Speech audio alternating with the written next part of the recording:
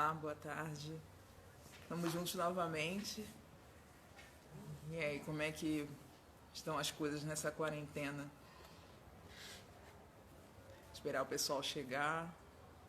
Nossa live com a Doula Carol.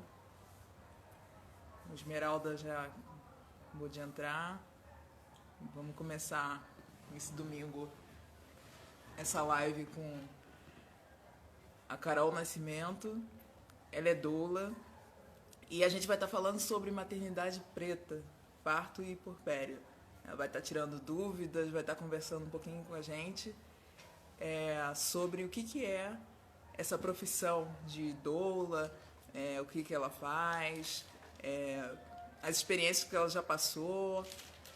Muitas dúvidas, porque essa parte da maternidade, né, que é o parto, e ela gera muita ansiedade, gera muitas dúvidas. Eu posso falar por mim que quando eu cheguei no 6º mês de gravidez, né, da gravidez do Apolo, eu comecei a ficar um pouco ansiosa de como seria o meu parto, como que o Apolo viria ao mundo, e eu tinha muitas dúvidas.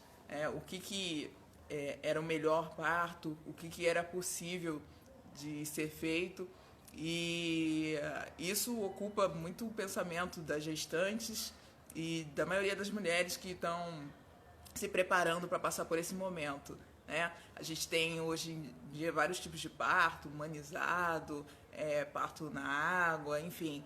E a Carol vai estar tirando essas dúvidas. Vou cumprimentar o pessoal que está chegando, que é o Felipe, a Rafa, Nara também chegou aí para acompanhar essa live com a gente. A Nani Aparecida, Ketiene, Esmeralda, Carolzinha. O pessoal tá entrando aqui, estamos esperando a Carol, Débora. A gente pode ir mandando as suas perguntas, tá? A Carol tá querendo perguntas, ela falou comigo, eu quero muitas perguntas pra gente interagir muito, pra gente conversar, virar um grande bate-papo sobre esse tema que é a maternidade preta, parto e puerpério. O puerpério também, que é uma fase bem delicada, uma fase bem especial que a gente passa, né? Depois que o bebê nasce, depois que a gente chega em casa. E aí tem a fase da amamentação, tem a fase aí do sono do bebê, adaptação. E a gente vai estar falando sobre isso também.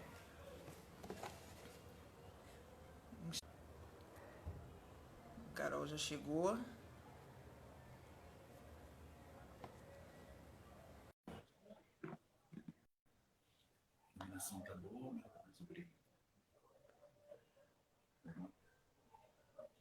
Oi, Carol. Olá, cheguei. E aí, tudo bom? Você consegue me ouvir bem? Oi? Você consegue me ouvir bem? Sim, tá ótimo. Show. Pra mim tá ótimo. Eu não, Eu não peguei muito do tava assunto que falando. você estava falando. Não entendi? Não peguei muito da. Deixa eu chegar mais pra frente aqui pra ficar mais perto do telefone. Aham. Ver se tá mais alto agora pra você. Tá ótimo pra mim. Tá ótimo. Tô te vendo perfeitamente e ouvindo perfeitamente. Cheguei. Sim. Eu tava falando aqui com o pessoal que tava entrando, tava te apresentando e falando que você queria bastante perguntas pra gente fazer dessa live um grande bate-papo para todo mundo tirar dúvidas e falar suas experiências desse momento que é um momento bem delicado e um momento bem marcante na vida das mães e principalmente pretas, né? Que é o parto, o puerpério também. E estava falando que você é doula, falando um pouco de você, mas eu vou deixar você se apresentar e falar um pouco sobre o seu trabalho e aí sobre o que você quiser e a gente vai colocando as perguntas no meio. Seja Tá bom. bem-vinda. Muito obrigada. Gente, bom, eu não sei, eu não cheguei agora, né, pouco antes de entrar na live, mas eu sou a Carol, eu sou de Nova Iguaçu, vivo aqui na Baixada Fluminense. Sou doula, né? Me formei pela Fiocruz, né, no curso de formação da Fiocruz. E aí passei a me deparar com um contexto que, se antes eu já conhecia, né? de alguma forma, por outras questões, por outros debates, por outras conversas relacionadas a uma militância racial, né, e de mulheres negras e de mulheres de maneira geral,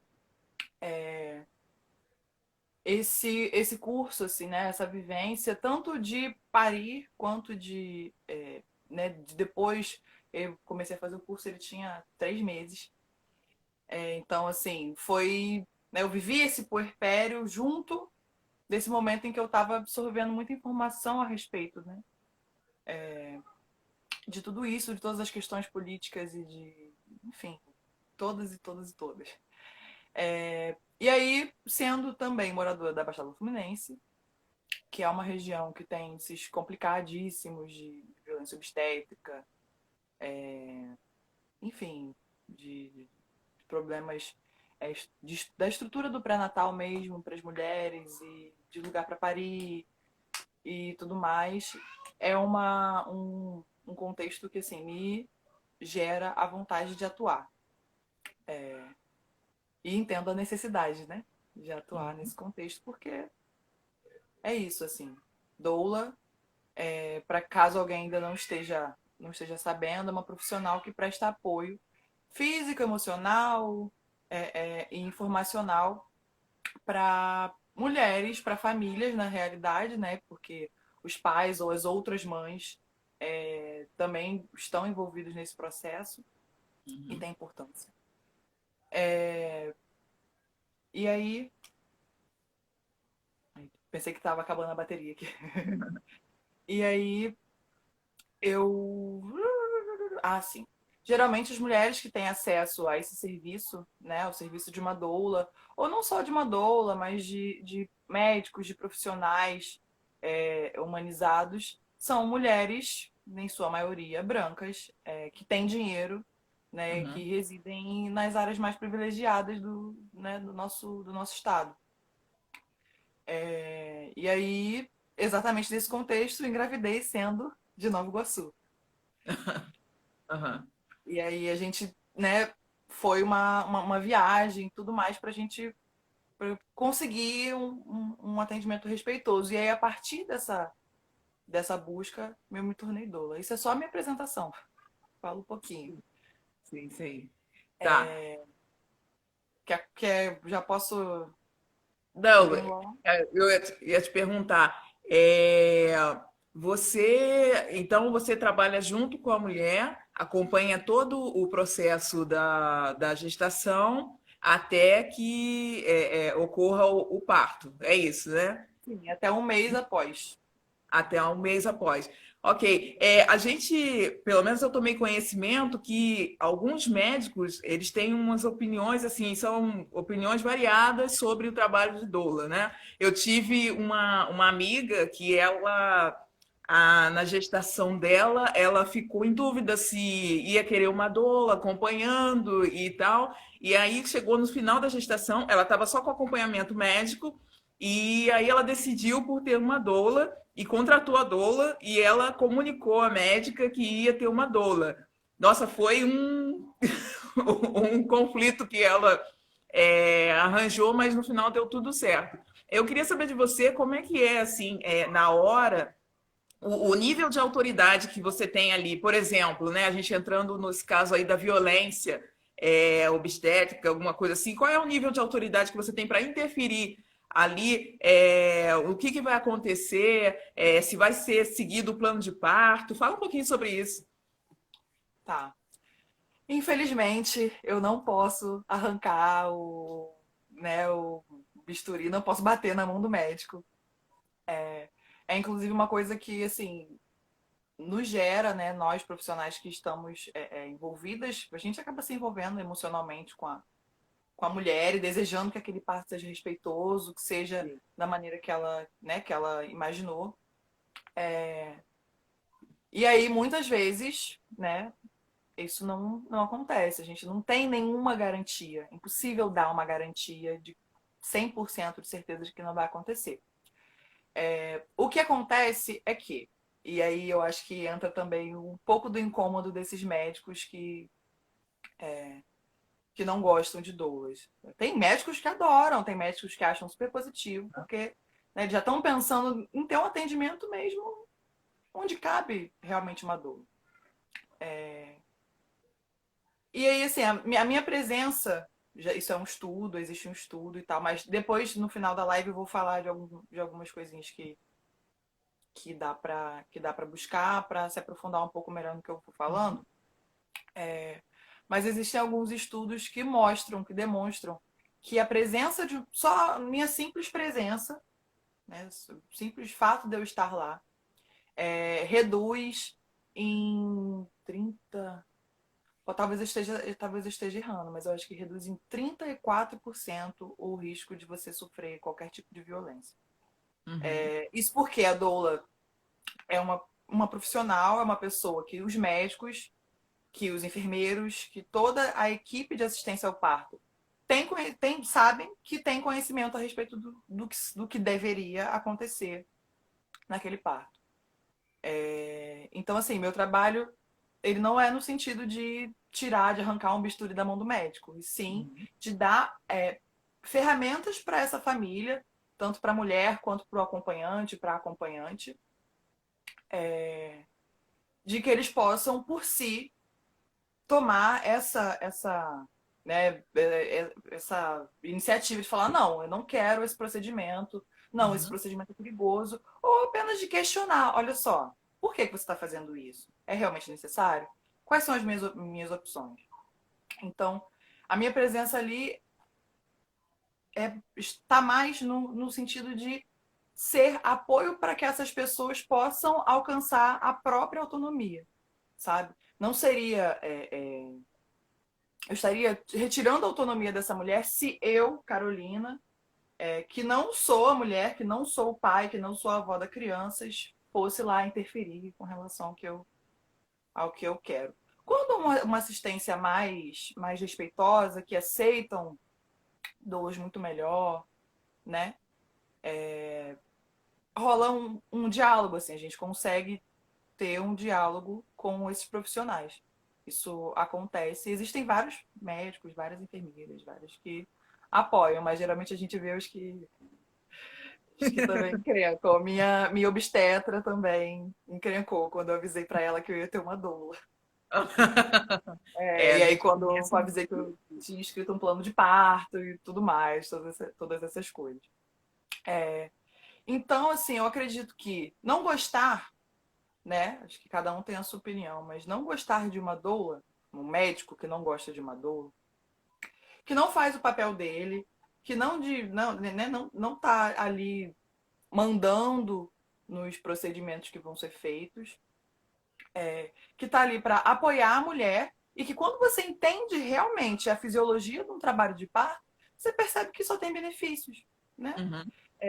Porque quanto mais segura, quanto mais tranquila, quanto mais essa mulher conseguir lidar com a dor de maneira positiva, né? E esse é o meu trabalho também, mais fácil tende a ser o parto, sabe? Mais fácil tende a ser o parto, mais positiva tende a ser a experiência para a mulher. Então, é isso. A gente não rouba o papel de ninguém, a gente só tá aí para Entendi. somar. Chegou uma pergunta aqui do Eric. Ele está perguntando assim: como é que está sendo o acompanhamento dessas mulheres no período de Covid-19? Porque ele imagina que você precisa estar próximo fisicamente das mulheres. Como é que você está fazendo o acompanhamento nessa época aí de pandemia? Então, é uma dificuldade, esse é um grande desafio. Nesse momento, como as UTIs do Rio estão muito cheias, a curva ainda está muito alta, né? A curva de crescimento, de contágio da doença está muito alta. Nesse momento, eu estou fazendo meus atendimentos remotamente. E aí Uhum. agora eu estou com uma gestante que eu preciso no mês que vem fazer um encontro com ela. E é o meu segundo encontro. O primeiro encontro ele pode ser feito tranquilamente, assim como a gente está conversando agora. Embora doulas gostem de Toque. abraço, de pegar na Uhum. mão, e de estar perto mesmo, sabe? Uhum. Embora a gente goste, faça parte da nossa atuação também, né? Esse contato mais caloroso, mais próximo. Meu primeiro encontro é mais tranquilo da gente fazer. Agora, o meu segundo encontro envolve ensaios de várias coisas. A gente faz o teste olfativo para aromaterapia, a gente faz várias coisas que, infelizmente, eu não posso fazer remotamente. Uhum. Uma parte essencial do trabalho é possível fazer, porque, né, acho que tem algumas amigas doulas, assim, né, que a gente conversando a respeito. Todas essas práticas integrativas, aromaterapia, o uso do rebozo, as massagens, os escaldapés.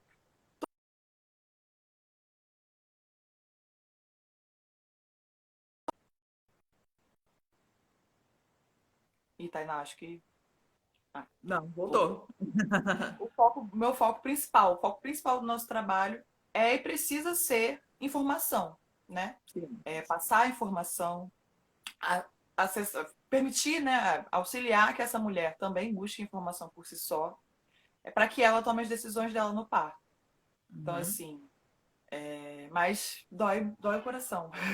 Dói o coração. Agora eu tô. A gente está esperando as notícias, né, com relação a como vai estar todo esse contexto, Uhum.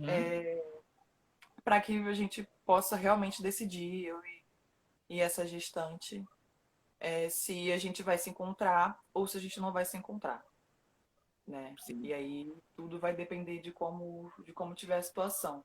Porque a recomendação mesmo hoje é que a gente só esteja em contato com a mulher no momento essencial, que seria o momento do parto. E mesmo assim, seguindo todos aqueles protocolos, né?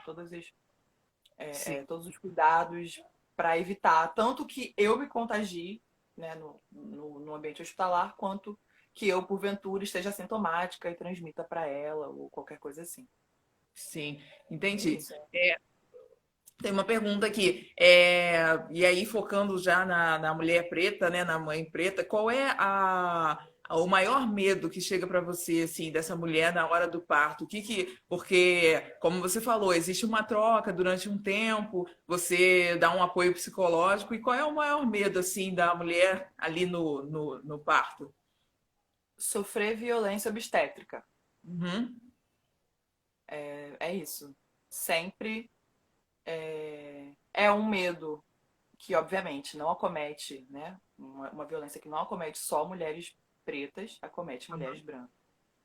Mas o medo, o tamanho do medo e tantas experiências de violência obstétrica nas famílias dessas mulheres, que geralmente também são de mulheres pretas, é sempre o relato mais visível, assim. A primeira sim. coisa, medo de sofrer violência obstétrica, medo de sofrer uma episiotomia, né? Que é aquele corte que eles dão Uhum.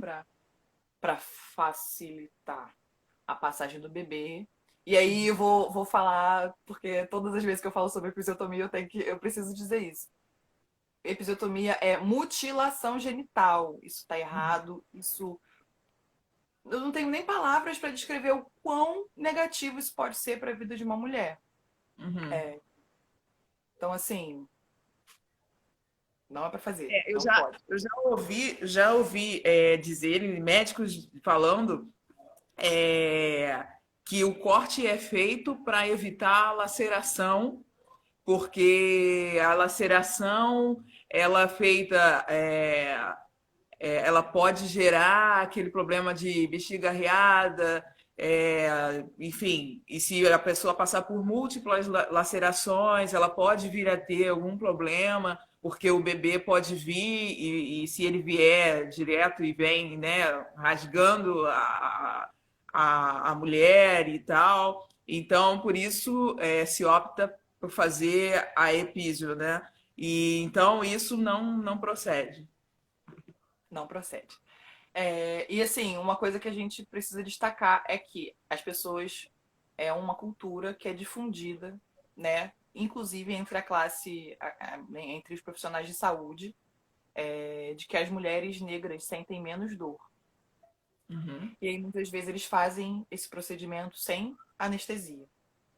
Nossa. Ou dão uma quantidade de anestesia menor do que dariam numa mulher branca. Porque, segundo nosso país, né, a cultura escravocrata do nosso país, as mulheres negras sentem menos dor. Uhum. Mas indo à pergunta, assim. Imagina um tecido. Eu tenho um lencinho umedecido aqui, eu vou pegar para dar uma. Uhum. Profissionais de educação perinatal é assim. Pensa aqui. Esse é o seu músculo, Uhum. né? É um músculo. Uma laceração é basicamente isso, assim. Você dá aquela esgaçadinha e aí.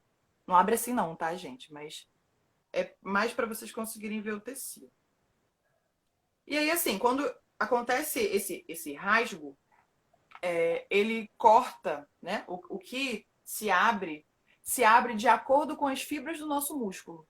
Uhum. Então, né, ele vai dar uma esgaçada e aí depois eles fazem esses pontos. E aí a laceração tende, inclusive, a cicatrizar muito mais rápido do que uma episiotomia. Quando você faz uma episiotomia, ao invés de ser uma ferida fisiológica normal da passagem do bebê, você pega e vem com a tesoura e corta, faz um corte reto.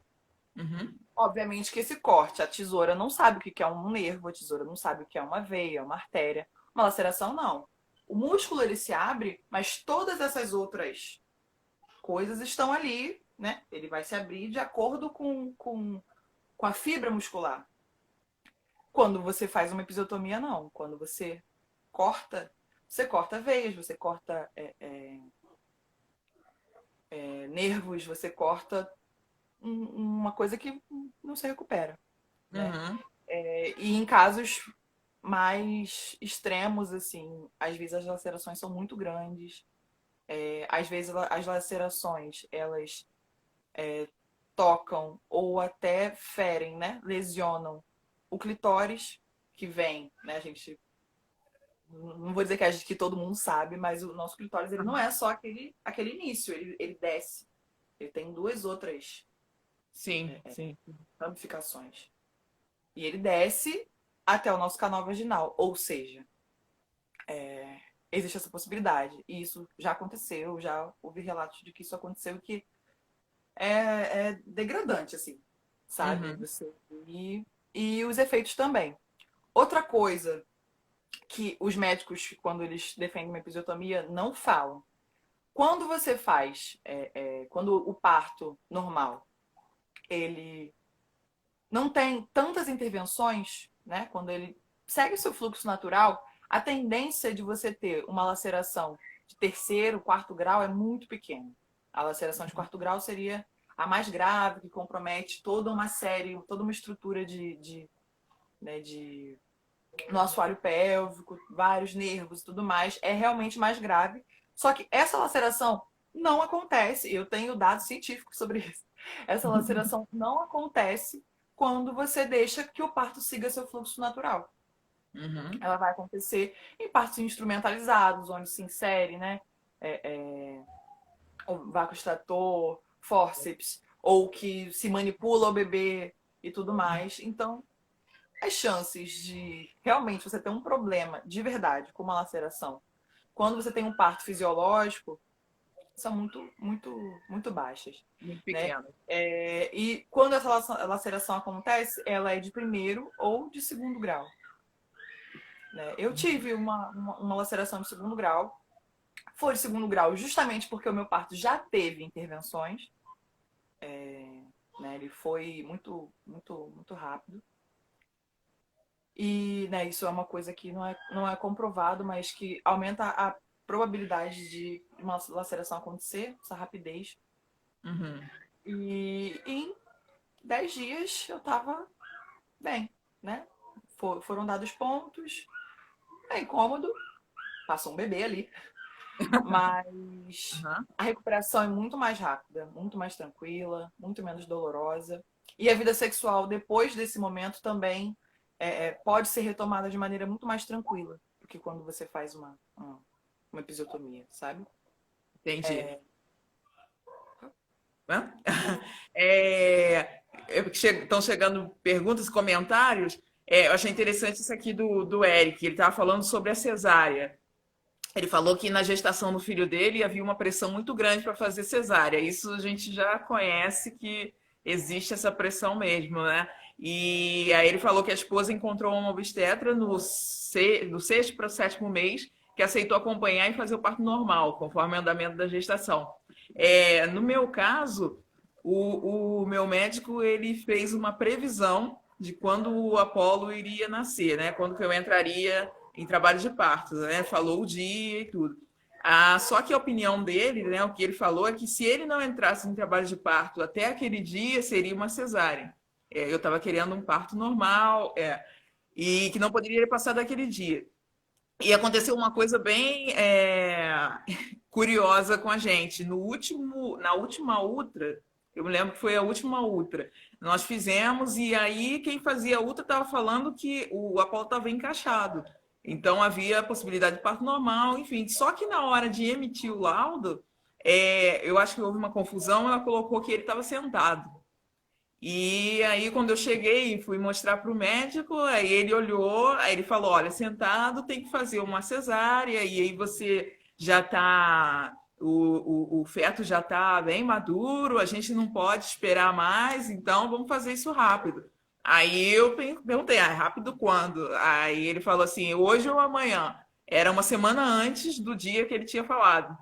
Aí eu falei assim, amanhã, né? Porque para dar um tempo para como fazer hoje. Mas aí quando eu saí do consultório, eu fiquei, e aí falei até com o Beto, poxa, mas a gente ouviu que ele estava encaixado, como que tá sentado? A gente ficou em dúvida. Aí nós fomos fazer um outro exame. Aí eu consegui com um outro médico, pedi, falei, olha, aconteceu essa situação, eu quero fazer outra ultra, eu preciso fazer outra ultra, porque eu estou querendo um parto normal e o meu médico quer fazer uma cesárea porque ele diz que o bebê está sentado e ele só vai mudar de ideia com outro exame. E aí fui e fiz. E realmente ele estava encaixado. E aí nós perguntamos, confirmamos, e aí o laudo saiu certo. Nós voltamos lá, e aí ele falou: então fica na tua mão. Você quer fazer uma cesárea ou você quer esperar a data para a possibilidade de um parto normal? Eu falei: não, eu quero esperar. E aí foi assim: ele nasceu na data que ele tinha falado. Né? No dia 15, que foi a data, eu entrei em trabalho de parto e o parto acabou sendo normal. Aí você vê, imagina se eu vou por um laudo errado e aí ia fazer uma cesárea desnecessária. O que eu quero dizer com isso é que é importante a gestante ela ter essa voz, porque o momento da gravidez é um momento muito delicado e às vezes a gente fica um pouco assim confusa e assim são muitas dúvidas e muita pressão. E a gente, às vezes, deixa um pouco algumas coisas passarem. E eu acho que é importante a gente tomar as rédeas dessa situação e dizer, não, eu quero isso, eu quero que o meu parto seja dessa forma, ou eu quero que uma doula esteja me acompanhando e quero que seja assim. Eu acho que é fundamental a gente falar para quem está assistindo, para que não abra mão da sua opinião, claro, respeitando, né? O médico ele estudou, né? Você também estudou, mas eu acho que a protagonista nesse momento é a mulher, é a mãe e é a gestante ali. A Joyce fez um comentário aqui que eu vi agora sobre o que eu estava falando, né? Sobre violência obstétrica. Eu já tenho um gancho para essa teu relato, assim.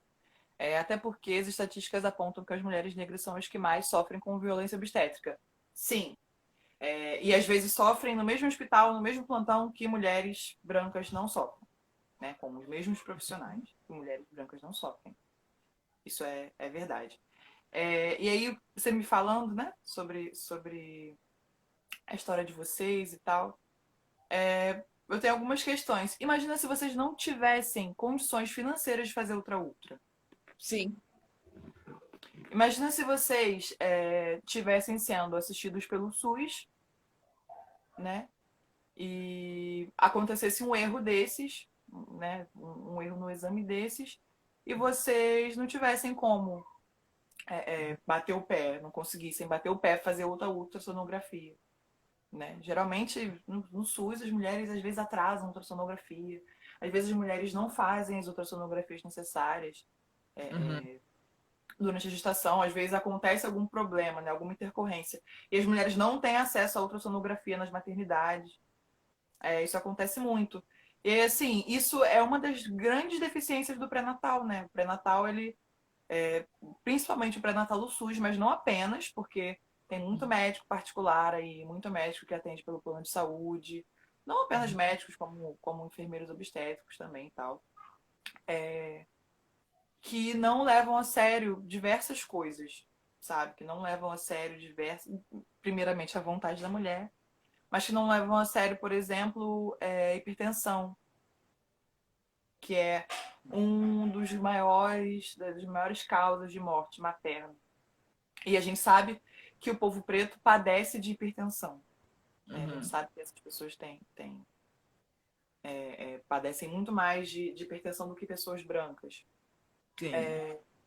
E aí tudo isso faz com que, né, a gente fique perdida, a gente não sabe o que fazer, a gente só acredite no que o médico está falando, né? Foi ele que estudou. Então, muitas das vezes a gente não vai questionar. A gente não está acostumado a questionar, né? Mulheres pretas não estão acostumadas a falar, eu não quero desse jeito. Ah, mas por quê? Sabe? Uhum. Pedir uma explicação de maneira firme e bater o pé para que seja da maneira que ela quer, né? Uhum. E aí a gente perde autonomia, assim como a gente já vem perdendo, né, há 400 anos nesse país. E além, né, nesse caso, porque o meu médico é homem, né, e aí tem o machismo e o racismo também, né, nessa situação, né, porque você pergunta, questiona e aí parece que os seus questionamentos não valem muito, né? E você falou sobre ter condições, e eu estou me lembrando do que aconteceu no primeiro dia que eu fui fazer, é, como que é o descaso, assim, né? Até em lugares em que você paga e tudo. Eu lembro que erraram o meu nome, e aí eu corrigi, e aí a mulher, que seja, e foi me colocando lá numa sala. Pô, não é que seja não, gata. Não que seja, meu exame, meu filho. Que É, isso? a Polly que está perguntando, né? Está falando que pela imagem ele poderia ter visto. Eu acho que ele pode ter visto e talvez a intenção era fazer uma cesárea e aí quis forçar a barra e aí eu fiz outro realmente com um laudo para que não houvesse Eu aí. vou procurar mais ver. Mas mesmo que tivesse pélvico, existem médicos que não fazem. Quando o médico não tem essa experiência, é mais indicado realmente que se faça cesárea, mas você ainda poderia esperar o Uhum, início do seu trabalho de parto. Mesmo que ele tivesse pélvico, você poderia esperar o trabalho de parto começar, né? entendi. Só que aí isso demanda esperar o tempo do Apolo, não o tempo do médico, não o tempo Uhum, da pessoa que quer trabalhar de 9 às 6 e final de semana para casa, pois é, né? Não ser incomodado de madrugada. pois é. Tem uma sugestão aqui. Gente, desculpa se eu não estiver vendo tudo, porque meu telefone ele tem a tela pequena. É Uhum, importante comentar sobre essa questão da dor e a maneira como as mulheres são atendidas nas unidades básicas de saúde. Seria interessante que esse serviço fosse oferecido, digamos, na atenção primária. Esse serviço que, Eric? De dolagem? Cadê? Porque se for o de dolagem, com certeza, assim, nossa, é um sonho nosso, né, das doulas que têm esse interesse em lidar com o SUS. Até agora eu não estive em nenhuma maternidade particular. uhum, Todas do SUS. Nossa, é o maior sonho poder trabalhar, atender mulheres que acessam o SUS, que não são as mulheres que podem pagar pelo meu serviço. Embora, sim, existam doulas, me considero uma dessas que estejam dispostas a conversar a respeito possibilidade, das possibilidades financeiras da pessoa, das possibilidades de pagamento que ela tem. uhum. Né? Porque é isso, assim, se a gente não se juntar, não se agrupar, e não tiver pensamentos a respeito de proporcionar mesmo o que a gente faz, né, os benefícios do nosso trabalho, do trabalho que a gente desenvolve para essas outras pessoas, para os nossos pares, a gente não vai estar construindo muita coisa, Não é né? verdade. Então, a ideia é sempre possibilitar. Mas seria maravilhoso, a gente discute muito, assim, que o Uhum. serviço de doulagem seja disponível no SUS, existem projetos em maternidade do SUS, né, de doulagem voluntária, e a Então gente é só tem que algo que querer. já tá sendo pensado, já está sendo visto, né, por vocês, né? Sim, e Falando aí a nisso, minha formação específica é bem SUS, assim, como eu me formei pela Fiocruz, que tá ali, é, né, no SUS, minha formação debatia muito isso, assim, essa importância da gente defender, e colaborar com a melhora do SUS mesmo, sabe? uhum. Gente, eu juro que não é coronavírus. Você está falando aí, surgiu uma colega sua aqui que está aqui, doula ancestral. Ela fez uma Oi, pergunta aí passando Carla! pelo purpério. O que seria o purpério para a mulher negra? A pergunta dela é interessante. Para você, o que seria? Caraca, ela veio afiada. Ela já me fez uma pergunta que eu vou responder porque eu acho, né, muito importante, assim. Foi aquela que eu te falei né, que tocava um ponto que eu já tinha pensado em trazer. Cara, o puerpério é treta, gente. Eu sou a doula da fala realista. Puerpério é treta, assim, a gente não consegue, uma pessoa que nunca passou por um puerpério não consegue mensurar, a quantidade de emoções e de sentimentos e né, das coisas que a gente vive dentro né, de um puerpério. Uhum, E não tem data para terminar, né? E para cada mulher essa fase vai passar num uhum, momento diferente. E aí isso me remete assim à dificuldade que a mulher preta tem de receber amor e de entender que ela precisa receber amor. uhum, E esse é o momento em que a gente, assim como o bebê, né, que na maior parte das vezes está cercado de todos os cuidados, todo mundo quer ver, todo mundo quer beijar, todo mundo quer abraçar e tudo mais. Nós também merecemos, né, esse amor, também merecemos cuidado, também merecemos mimos, uhum. também merecemos que as pessoas liguem para perguntar de nós e não, né? Não, Eu até vi um, Paulo, como é que tá a é, mamãe? Sabe? eu vi, só te interrompendo, vou deixar você falar depois. Eu vi um post muito interessante falando que o recém-nascido ele não precisa de visita. Quem precisa é a mãe, né? E eu concordei assim, Você totalmente fica com isso. louca dentro de casa, né? E ainda mais nessa vida ocidental assim que a gente vive na sociedade no Brasil hoje, Uhum, que onde as famílias são muito pequenas, né? A gente tá muito desgarrado dessa noção de aquilombamento, né? uhum, De estar junto. Então, num contexto ancestral, uma mulher puérpera nunca ficava sozinha. Ela nunca ficava sem alguém para ajudá-la, sabe? E aí hoje, na vida que a gente leva, a gente tem, vejamos, né? Pensando em mulheres pretas, nem sempre a gente tem, às vezes, só mãe, uhum, sozinha, morando sozinha, né? sim.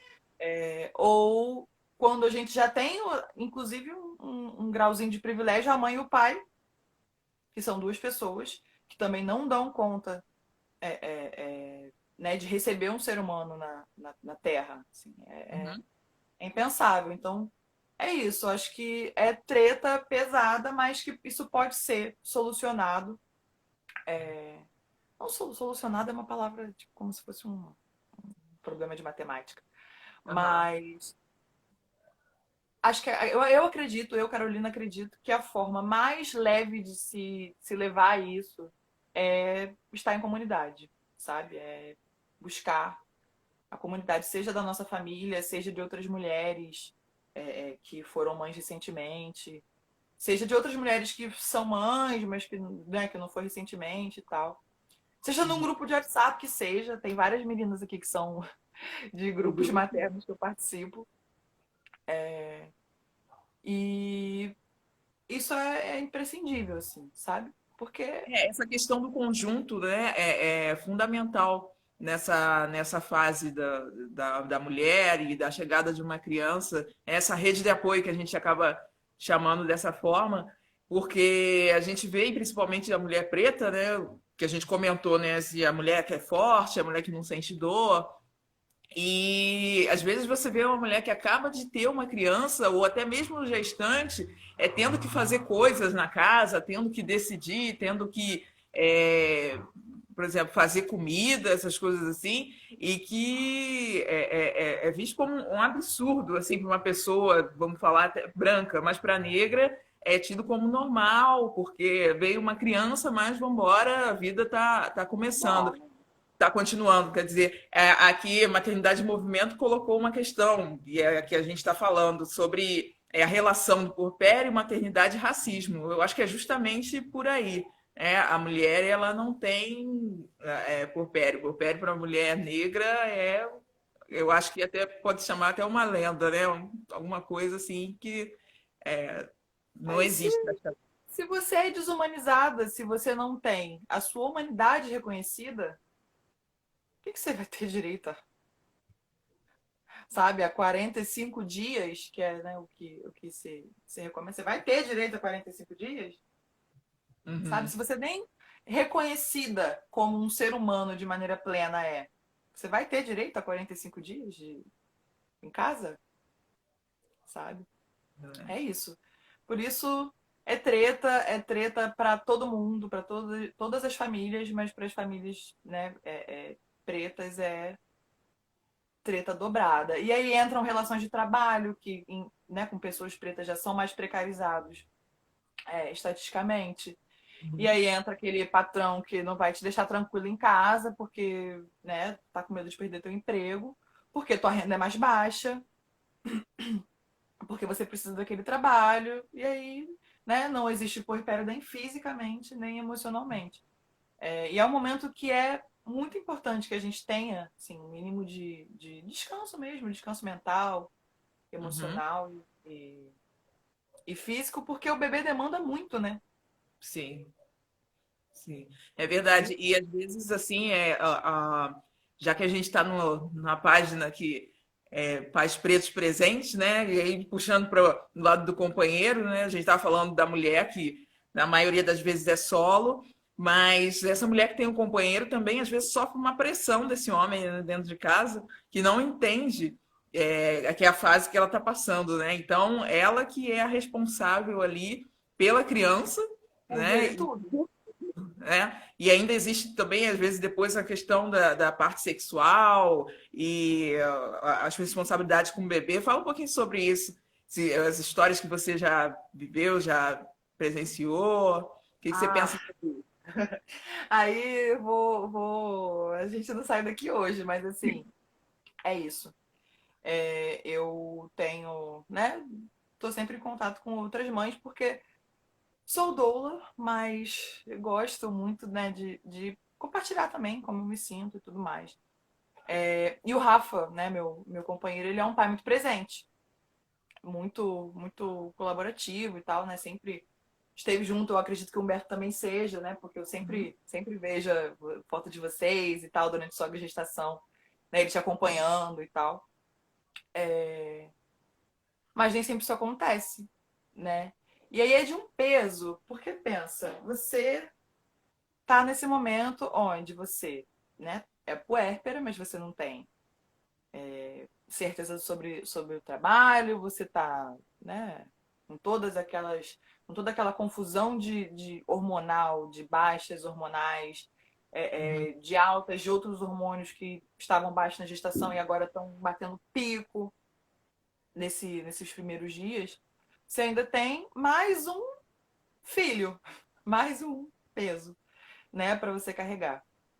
É claro, eu acho que isso também tem motivos, né? Assim como as mulheres pretas, os homens pretos, eles têm uma dificuldade muito visível, assim, né, em sua maioria, uhum, de demonstrar amor, né, de entender de fato o amor e de entender que o fato daquela mulher estar voltada para o bebê, especialmente naquele momento, não significa que é uma falta de amor, né? É um momento da nossa vida. Mas essa nossa relação com amor, né? Essa diáspora, minha filha. Isso é uma novela que não. É uma novela, Bell Hooks que o diga lá em Vivendo de Amor. A gente É precisa urgentemente aprender a amar mesmo, sabe? E amar verdade. de forma mais plena, sem esse tanto de interferência e de doideira. E receber também, né? Você falou uma coisa interessante da mulher que precisa receber esse amor e do homem ali, né? Para dar nesse momento tão frágil, né? Você vê, são duas pessoas que estão acabando de receber um bebê, um ser ali, a responsabilidade e precisando trabalhar essa questão do afeto, do amor. É muito complicado, né? E você também trabalha, então, com a questão familiar também, nessa parte aí. Você falou que fica um mês depois do nascimento do bebê, fica acompanhando. A gente segue em contato. Aham. Meu atendimento ele funciona basicamente assim. A gente se encontra, a gente assina o contrato e conversa, né?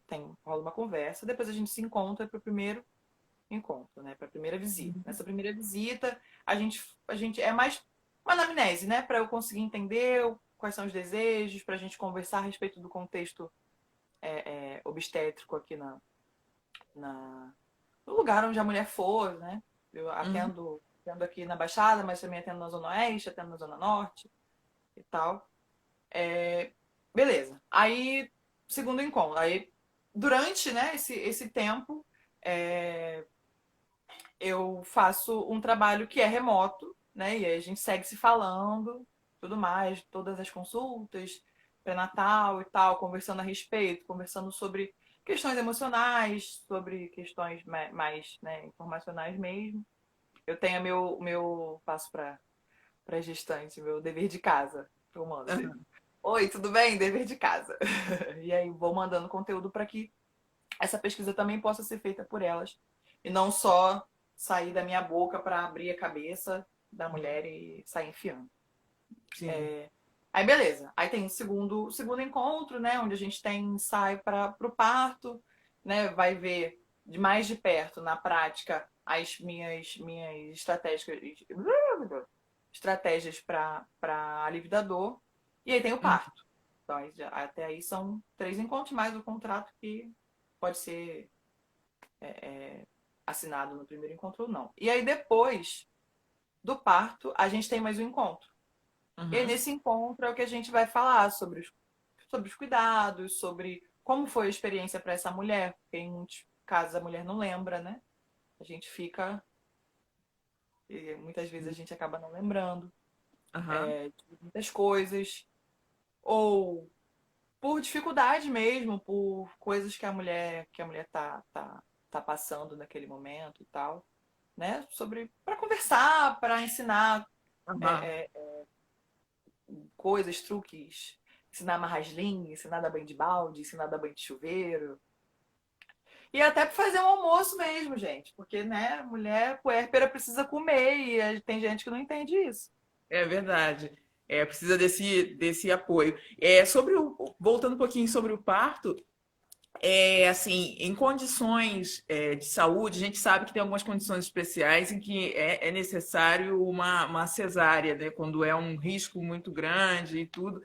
Mas fora essas condições especiais, toda mulher pode ter o parto que ela deseja? Como é que funciona isso? Assim, quando uma mulher chega para você e fala, ó, Carol, eu quero ter um parto assim, humanizado, dessa forma e tudo, é possível? Como é que funciona? É possível. É. Existem algumas especificidades, mas no Uhum. geral é Sim. possível.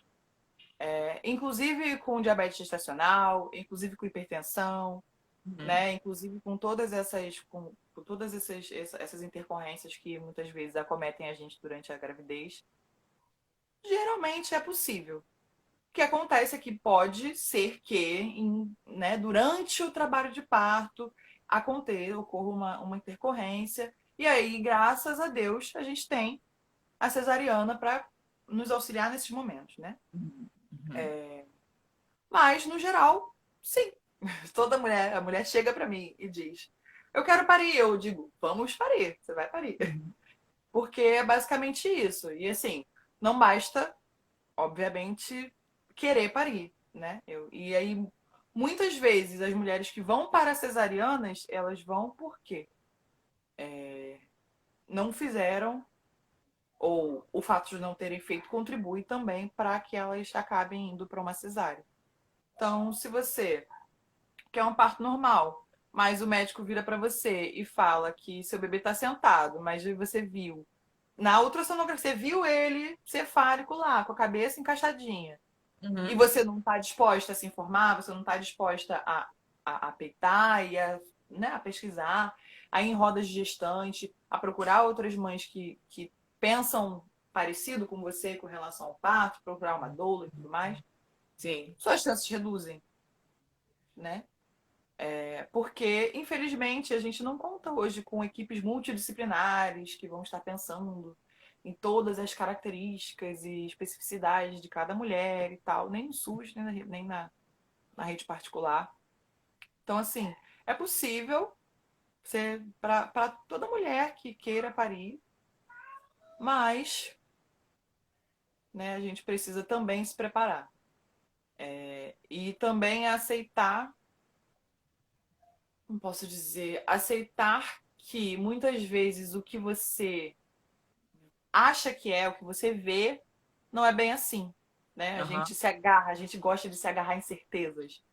Mas nem Exato. sempre é assim. Então, nem sempre o médico fofinho que fala que vai fazer parto normal. Primeiro que quem faz o parto não é o médico, né? Somos nós. Uhum. Mas se você acredita nele, que ele é fofinho, ele tá te dando todos os indicativos de que ele não vai te deixar parir e você não aceita, tuas chances, né, reduzem. Mas quando Uhum. você observa, quando você pesquisa sobre esse médico, quando você conhece outras pessoas que pariram com ele, quando você conhece a maternidade, quando você conhece o que acontece mesmo num parto, porque muitas vezes a gente se assusta, né? São sensações muito, muito diferentes de tudo que a gente já sentiu. Uhum. Então, né, nossas chances aumentam quando a gente vai atrás e bota a cara e sabe. Mas E é faz, isso, né? faz valer, né, o que a gente pensou e o que a gente deseja, né? Agora, vindo para a questão do porpério novamente, a questão da amamentação. Como é que você faz assim essa assistência também? Tem alguma dica que você possa dar? Eu vi já alguns grupos, as pessoas falando, poxa, meu leite empedrou, não estou conseguindo amamentar, o bico rachou. Fala um pouquinho sobre isso. Então, mais uma vez, informação, né? Às vezes eu recebo essa pergunta de gestantes que eu tô acompanhando, ou amigas mesmo, colegas e tal. O que que eu posso fazer para conseguir amamentar? Se informa. Uhum. E o primeiro passo é isso, que você já pense em amamentar desde antes sabe, da criança nascer. Geralmente a gente não faz isso. Eu não fiz. Eu pensei, comecei a pensar, tá, agora eu vou amamentar. Uhum. Aham. E aí, cadê? Como é que faz? Eu não sei mamar. Eu não sei dar mamar, ele não sabe mamar. Né? Como é que eu ensino ele a mamar sem saber? Aham. É o jeito correto. Então, se informar. Em caso de problemas, existem duas alternativas. Existem algumas situações que a gente consegue gerir até remotamente, em casa mesmo, algumas orientações que podem trazer conforto durante a pojadura, né, que é aquele momento que o leite desce. Uhum. Mas em casos de problemas, é essencial procurar uma profissional em amamentação. Eu, né, estudei amamentação, estudo amamentação, mas eu não sou uma profissional de amamentação. O que eu Uhum. sei, né, e o que eu a minha atribuição é ajudar essa mulher a conseguir fazer os procedimentos que ela consegue fazer em si, né, em casa.